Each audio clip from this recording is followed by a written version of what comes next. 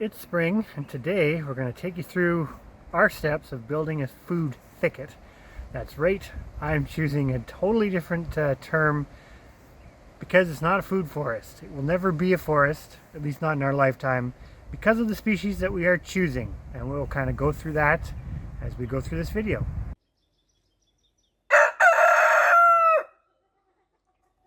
We're going to start at the beginning and start by moving over these black currants that have been here for over a year. And they're not looking too bad considering, but they're going to do a lot better in our new sort of, I'm not going to call it a food forest. It's more like a shrub planting, which we'll take you over and show you in a minute. But step one, get these moved. So why do I choose the term thicket instead of forest? Because the plants that we're putting in here will never get to be trees. They'll never be a forest, but they will be a little shrub dominated, very productive food thicket. And the biologist in me chooses thicket for this to buck the trend of the semantics, because in Ontario a thicket is basically a shrub dominated community, and all we're doing is packing in shrubs that are very valuable from a food perspective, and hence in a few years we'll have a thicket. So here we are looking at the space that we plan to develop for this little kind of food foresty berry bush area. But you'll see here it is right next to, and do not judge at how behind this garden is for getting planted, but it is right next to our little new for 2022 garden that we did last year, where we had potatoes, things like that, and built these wonderful trellises for beans. And now we're going to put a more perennial style garden here with the berry bushes and asparagus and things like that. We'll tell you all about it as we go. So we had a big huge tarp down on this for a while, which helped to kill off a lot of the burdock and the wild parsnip that we had. And then the sheep have been out here recently and they've mowed her down again. So now we are ready to plant. Well, we're in the planting phase, and we're kind of using the plants that are in these bags and pots as the guinea pigs. But we've got it down to about 9 plants per row, and then they're about 6. The rows are about 6 feet. Almost 7 feet apart.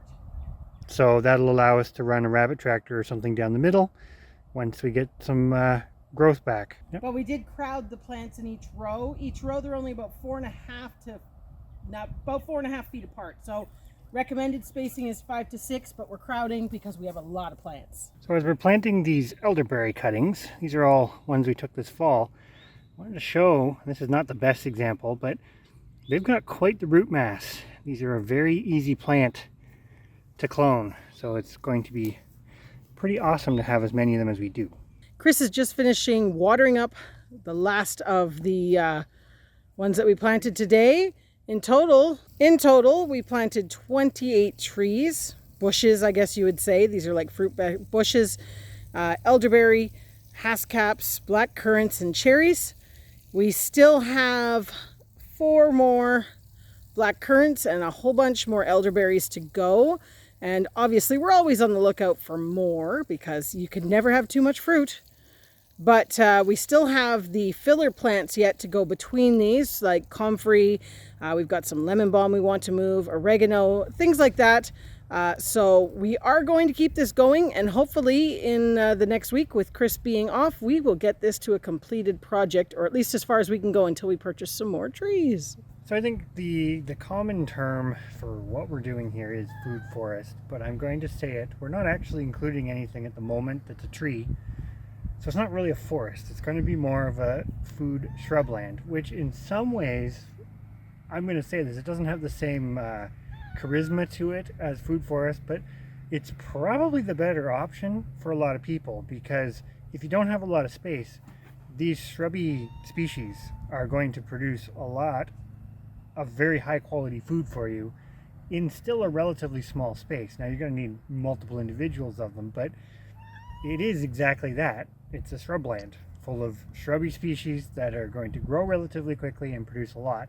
It's not that you couldn't add sort of tree species to the mix and make it a woodland or forest, but I don't know, that's the biologist in me getting away from it, where this is really not a food forest. Somebody is certainly enjoying the in-between portion of the food forest, Sylvie has found a fantastic patch of catnip. She's quite pleased with herself, actually. The other thing with this whole idea is the ground here is a little hard for us to make into proper annual garden. So we know that the shrubs do quite well, but as we move towards the east, which is to the fence line, we may find that we switch things up a bit, because what we did here in our little shrub land was we put the elderberries kind of to the north and the south. They're going to be the tallest of anything that's in this section. But then we put the currants kind of in between, intermixed a bit with some elderberries, and then we have cherries and haskap's, which are the most sun-loving, kind of in the middle. So you're going to get this gradation where the plants in the middle are sun-loving. They're also the shortest of the bunch.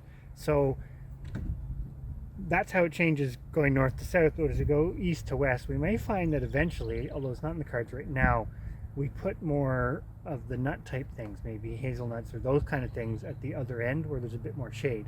Well, we're another day and we've kind of been working at this intermittently, I guess, but I'll show you where we're at. It's starting to actually look like something. You can see we pretty much have 3 rows complete, both the main plants and the filler plants. We've kind of done a weird alternating thing where the cherries, the dwarf cherry bushes, and the haskaps are sort of in the middle, because we feel long term the middle of this planting is probably going to get the sun the longest, because we've put the larger plants, which are the elderberries, kind of to both ends. But you can see it's actually looking pretty good, and this has been out here for 2 days now, I think. We didn't work on it yesterday. Yeah, we didn't work on it yesterday, so they're weathering it quite well. We even moved some comfrey that we had in the original food forest, or otherwise known as the pit, for quite a few years now, a couple of years anyways, and it wasn't really doing much. So we figured, let's move it and give it a better chance. So we've interspersed some things, the comfrey, some bee balm, the scarlet bee balm, some chives, although that's the only chives that are in there right now. You can see the little things that look like pits. That's asparagus, kind of again planted in the middle. And then there's some chocolate mint, some catnip, and some lemon balm. So it's shaping up to be a good little thicket. Food thicket. Like Chris mentioned there, we had those kind of crater looking spots that were for asparagus. Well, we had a big misunderstanding about how many asparagus roots were in each pack that we bought, so we fell short. But we're still going to kind of wrap this video up here, going on the basis that as soon as we can find some more, we're going to plant the rest of this asparagus and obviously continue with a few more rows of these shrubs and bushes. But we're really pleased to kind of get these 30 plants in, or these 30 bushes in with all their little plants in between, and I'm excited to see where this goes and how it expands. I'm sure everything's going to spread like weeds, because that's the kind of plants that we like around here. So stay tuned to see how this works out in the future.